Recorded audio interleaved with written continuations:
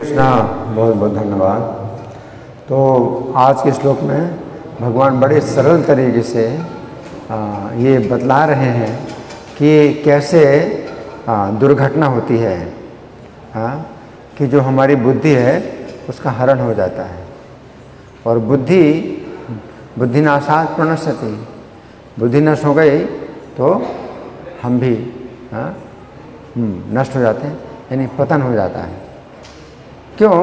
क्योंकि जो बुद्धि है तो उसका जो निर्णय है ना, तो अगर उसका निर्णय सही है और स्थिर है तब तो हम सही रास्ते पर चलेंगे।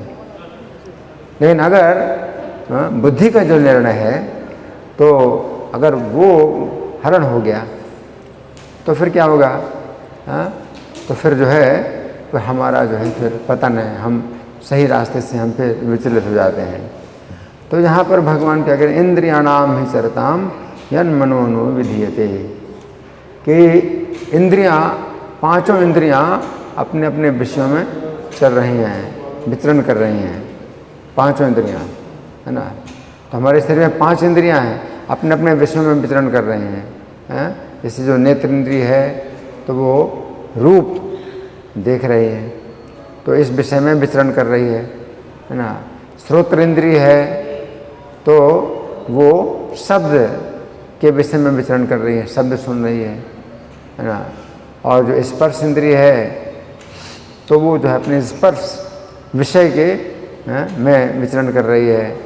श्रोत्रम चक्षु स्पर्शनम च रसनम, रसना इंद्रिय है, स्वाद लेने की इंद्रिय, वो भी स्वाद में विचरण कर रही है। घ्राणम, और जो सूंघने वाली इंद्रिय है वो सुगंध, गंध के विषय में विचरण कर रही है। तो 5 इंद्रियां अपने अपने विषय में विचरण कर रही हैं।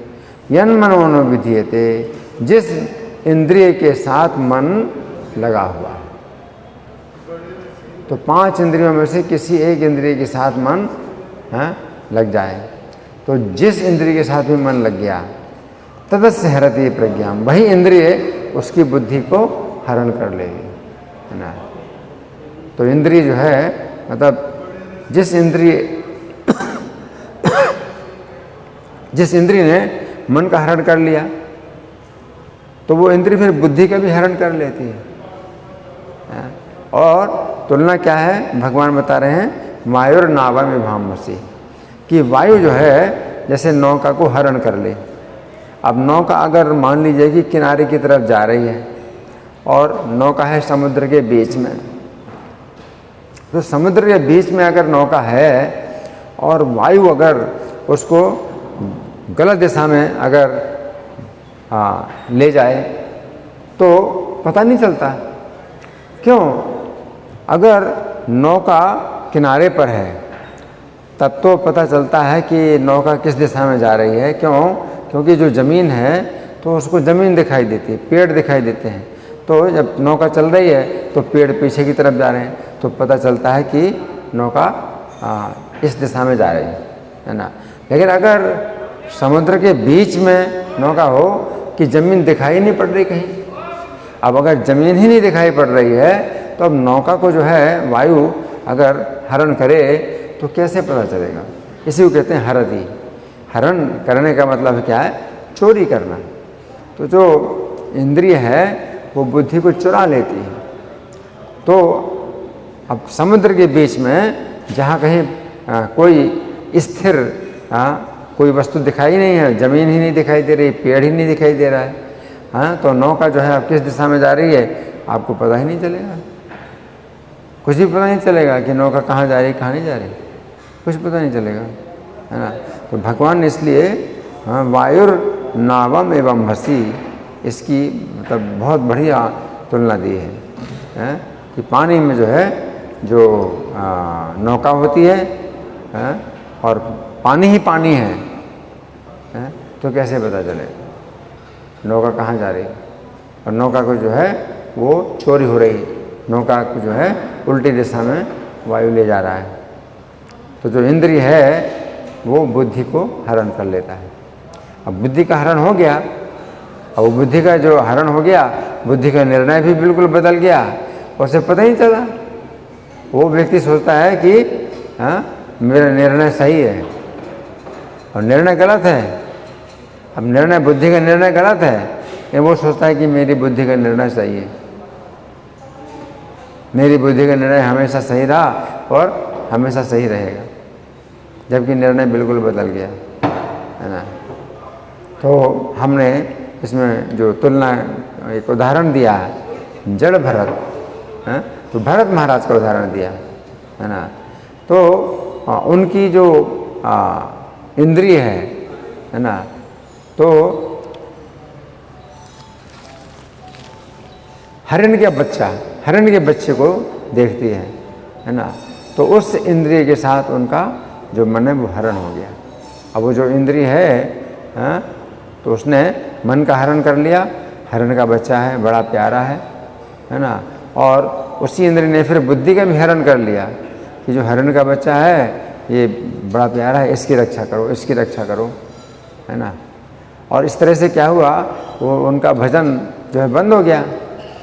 अब भजन बंद हो गया और भजन जो है वो किस लिए कर रहे हैं, ये भव सागर को पार करने के लिए भजन कर रहे हैं। अब वो भजन जो है उनका बिल्कुल बंद हो गया।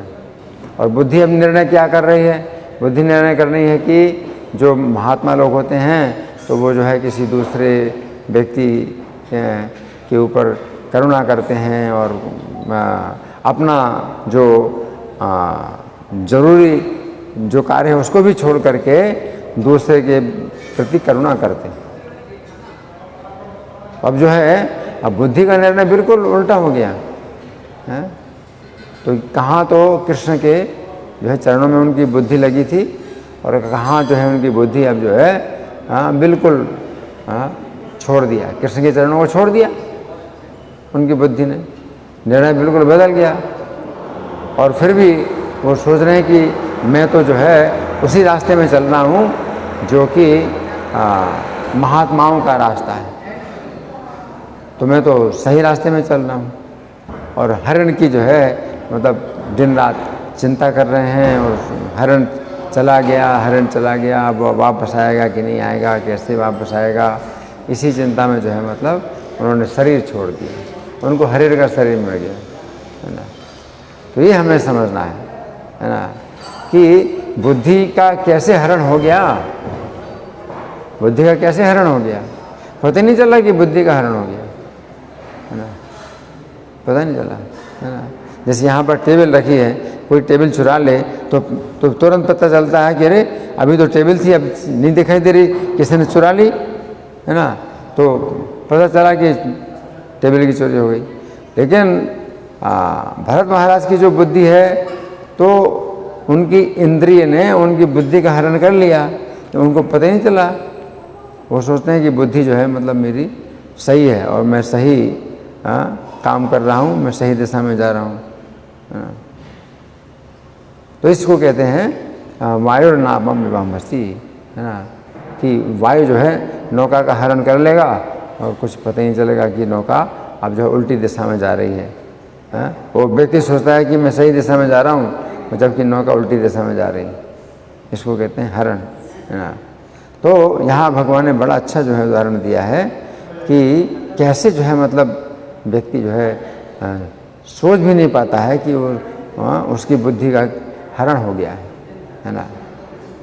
तो हमें बहुत सावधान रहना है कि प्रत्येक इंद्रिय को भगवान की सेवा में लगाना है, सभी इंद्रियों को भगवान की सेवा में लगाना है ना। तो अम्बरीश महाराज का उदाहरण है सभी इंद्रियों को भगवान की सेवा में लगाया, और भरत महाराज का उदाहरण है कि सभी इंद्रियों को भगवान की सेवा में लगाया, लेकिन एक इंद्रिय जो है वो भगवान की सेवा में नहीं लगी, उसी ने उनकी बुद्धि का हरण कर लिया। तो ये जो है हमारे लिए बड़ी जो है सावधानी की बात है कि हमें सभी इंद्रियों को भगवान की सेवा में लगाना है। नहीं तो जो भी इंद्रिय जो है भगवान की सेवा में नहीं लगी है वही इंद्रिय मन का हरण कर लेगी, और फिर मन का हरण करने के साथ साथ बुद्धि का भी हरण कर लेगी और हमें पता भी नहीं चलेगा। धन्यवाद। ग्रंथराज श्रीमद् भगवद गीता की जय, श्रील प्रभुपाद की जय।